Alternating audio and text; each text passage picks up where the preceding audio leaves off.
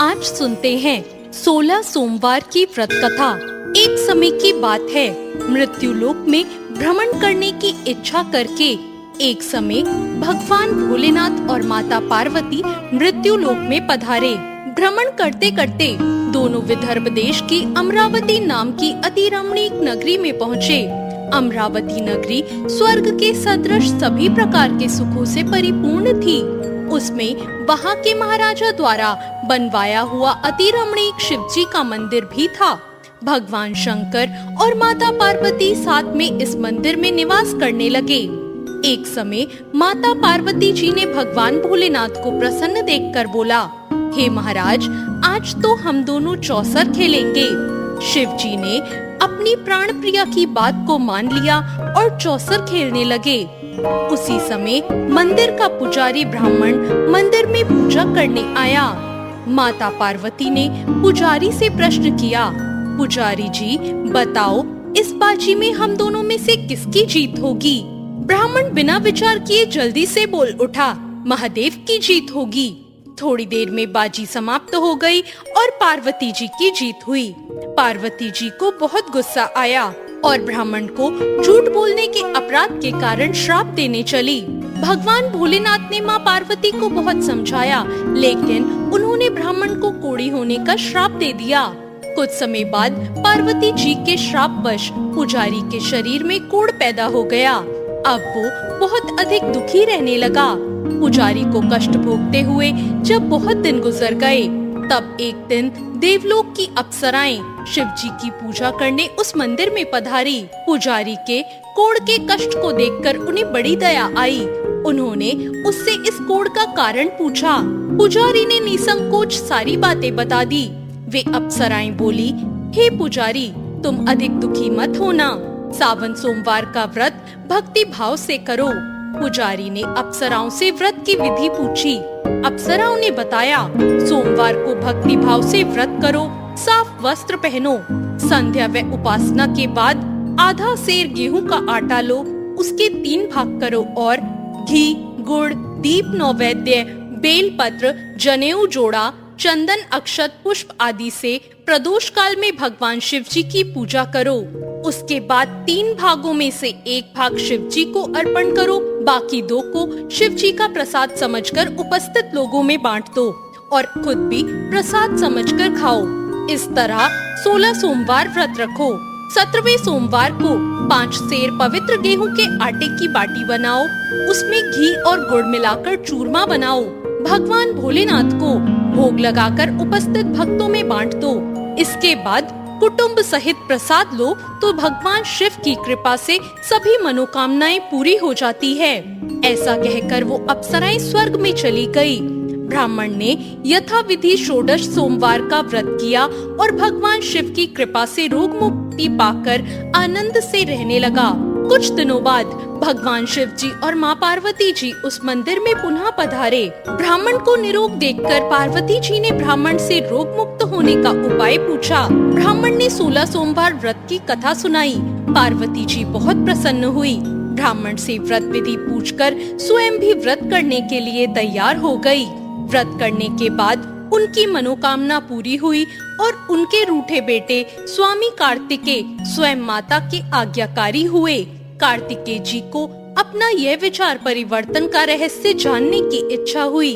वो माता से बोले, माता, आपने ऐसा कौन सा उपाय किया जिससे मेरा मन आपकी ओर आकर्षित हो गया? पार्वती जी ने वही षोडश सोमवार की कथा उनको भी सुना दी। कार्तिकेय जी ने कहा, इस व्रत को मैं भी करूँगा, क्योंकि मेरा प्रिय मित्र ब्राह्मण बहुत दुखी दिल से परदेश गया है। मेरी उससे मिलने की इच्छा है। कार्तिकेय जी ने इस व्रत को किया और उनका प्यारा मित्र उन्हें मिल गया। मित्र ने इस आकस्मिक मिलन का भेद पूछा तो कार्तिकेय जी बोले, हे मित्र, हमने तुम्हारे मिलने की इच्छा से 16 सोमवार का व्रत किया था। अब तो ब्राह्मण मित्र को अपने विवाह की चिंता होने लगी।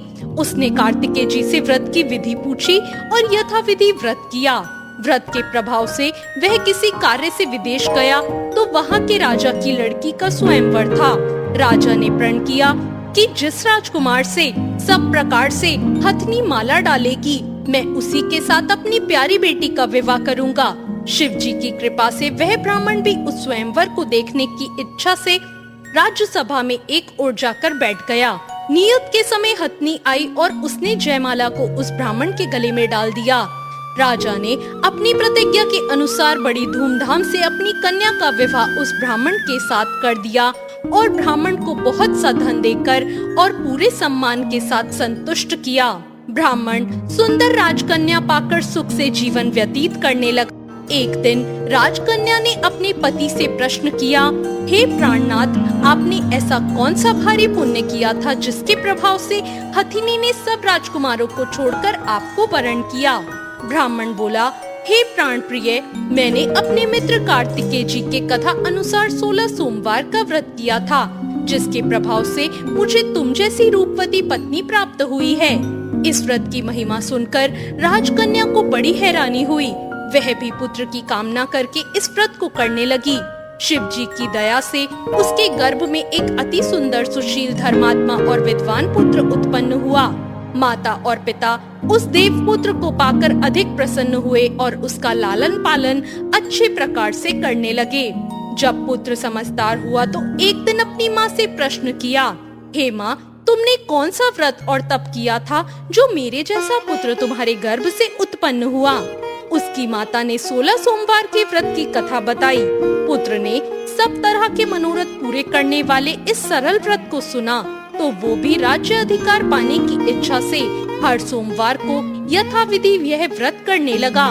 व्रत शुरू करने के बाद एक देश के वृद्ध राजा के दूतों ने उससे आकर उसको राजकन्या के वरण के लिए कहा। राजा ने अपनी बेटी का विवाह ऐसे सर्वगुण संपन्न ब्राह्मण युवक के साथ करके बहुत सुख प्राप्त किया। वृद्ध राजा के दिवंगत हो जाने के बाद इसी ब्राह्मण को सिंहासन पर बैठाया गया, क्योंकि दिवंगत राजा का कोई पुत्र नहीं था। राज्य का उत्तराधिकारी होकर भी यह ब्राह्मण 16 सोमवार करता रहा। जब 17वां सोमवार आया तो ब्राह्मण ने अपनी प्रियतमा से पूजन सामग्री लेकर शिव पूजा के लिए शिवालय में चलने को कहा, परंतु उसकी पत्नी ने उसकी आज्ञा की परवाह न की और दास दासियों द्वारा सब सामग्रियां शिवालय में भिजवा दी, परंतु वो स्वयं नहीं गई। जब राजा ने शिव जी का पूजन समाप्त किया तब आकाशवाणी हुई, हे राजा, अपनी इस रानी को राजमहल से निकाल दे, नहीं तो तेरा सर्वनाश कर देगी। यह आकाशवाणी सुनने के बाद राजा के आश्चर्य का ठिकाना न रहा। उसने मंत्रणा गृह में आकर अपने सभासदों को बुलाकर कहा, मुनियों, आज मुझे शिवजी की आकाशवाणी सुनाई दी कि तू अपनी इस रानी को राज्य से निकाल दे, नहीं तो यह तेरा सर्वनाश कर देगी। राज्य के मंत्री और सभासद आदि सब विस्मय और दुख में डूब गए, क्योंकि जिस कन्या के कारण उसे राज्य मिला था, राजा उसी को निकालने की बात कह रहा था। यह कैसे हो सकता था? पर राजा ने मंत्रियों की परवाह नहीं की। उसने अपनी पत्नी को राजमहल से निकाल दिया। रानी दुखी हृदय से अपने भाग्य को कोसती हुई राज्य से बाहर चली गई। बिना पैर में कुछ पहने, फटे हुए वस्त्र पहनकर, भूख से दुखी होकर अपने हृदय से भाग्य को कोसती हुई वो चली जा रही थी। रानी एक तेली के घर गई तो शिवजी के प्रकोप के कारण तेली के सभी मटके उसी क्षण चटक गए। तेली ने रानी को अपने घर से निकाल दिया। बहुत दुखी मन से वो रानी एक नदी के किनारे गई तो नदी का सारा जल सूख गया, जिसके पश्चात रानी एक जंगल में गई। वहाँ सरोवर में पानी पीने गई तो उसके हाथ का स्पर्श होते ही सरोवर का नील कमल के समान जल असंख्य कीड़ोमय होकर गंदा हो गया। रानी ने भाग्य पर दोष रोपण करते हुए उस जल को पीकर पेड़ की शीतल छाया में विश्राम करना चाहा, परंतु वह जिस पेड़ के नीचे विश्राम करती, उस पेड़ के पत्ते तुरंत टूटकर गिर जाते। वन सरोवर जलाशय की ऐसी दशा देखकर गौ चराने वाले ग्वालों ने अपने गोसाई जी से, जो उस जंगल में स्थित मंदिर के पुजारी थे, उनको ये बात बताई। गोसाई जी के आदेश अनुसार ग्वाले रानी को पकड़कर गोसाई जी के पास लाए। रानी की मुख कांति और शरीर की शोभा देख गोसाई जी जान गए, यह अवश्य ही कोई विधि की गति मारी हुई कुलीन स्त्री है। पुजारी ने रानी से कहा, पुत्री, मैं तुमको अपनी पुत्री के समान रखूंगा। तुम मेरे आश्रम में आकर रहो, मैं तुम्हें किसी प्रकार का दुख नहीं होने दूंगा। गोसाई जी के वचन सुनकर रानी को धीरज हुआ। वह आश्रम में रहने लगी। रानी जो भी बनाती उसमें कीड़े पड़ जाते, जल भरती तो उसमें भी कीड़े आ जाते। रानी की ये दशा देखकर गोसाई जी बहुत दुखी हुए और रानी से बोले, हे पुत्री, तुम्हारे ऊपर कौन से देवता का प्रकोप है जिसने तुम्हारी ऐसी हालत की है? पुजारी की बात सुनकर रानी ने शिवजी महाराज के पूजन के बहिष्कार की बात बताई। तो पुजारी ने शिवजी की अनेक प्रकार से स्तुति की और फिर रानी से बोले, पुत्री, सब मनोरथ पूरी करने वाले 16 सोमवार व्रत करो, उसके प्रभाव से इस कष्ट से मुक्ति हो जाएगी। गोसाई जी की बात मानकर रानी ने 16 सोमवार व्रत किए और 17वें सोमवार को विधि विधान सहित पूजन किया। उस पूजा के प्रभाव से राजा के हृदय में विचार आया कि रानी को गए हुए बहुत समय बीत गया है, न जाने वो कहाँ भटकती होगी, उसे ढूंढना चाहिए। यह सोचकर रानी को तलाश करने के लिए राजा ने चारों दिशाओं में दूत भेज दिए। वे दूत रानी को तलाश करते हुए गोसाई जी के आश्रम में आ गए। वह रानी को पाकर उन्हें अपने साथ जाने का आग्रह करने लगे, परंतु गोसाई जी ने मना कर दिया। दूत चुपचाप वापस लौट आए और राजा को रानी का पता बताया। रानी का पता पाकर राजा गोसाई जी के आश्रम में गए और उनसे कहा, महाराज, जो देवी आपके आश्रम में रहती है वह मेरी पत्नी है। शिवजी के प्रकोप के कारण मैंने उसका त्याग किया था। अब मैं भोलेनाथ की कृपा से उसे लेने आया हूँ। कृपा मुझे अपनी पत्नी को साथ ले जाने की आज्ञा दें। यह सुनकर गोसाई जी बड़े प्रसन्न हुए और उन्होंने रानी को राजा के साथ जाने की अनुमति दे दी। राजा बड़ी प्रसन्नता से रानी को महल लेकर आए। राजा ने सारे राज्य में उत्सव मनाया और चारों तरफ प्रसन्नता की लहर दौड़ गई। सारी प्रजा ने अपनी रानी के आने पर खुशियां मनाई। इस प्रकार जो मनुष्य 16 सोमवार के व्रत को श्रद्धा पूर्वक करता है, उसकी सभी मनोकामनाएं भगवान शिव जी की कृपा से पूर्ण होती है और उसे मोक्ष की प्राप्ति होती है। तो ये थी आज की कहानी।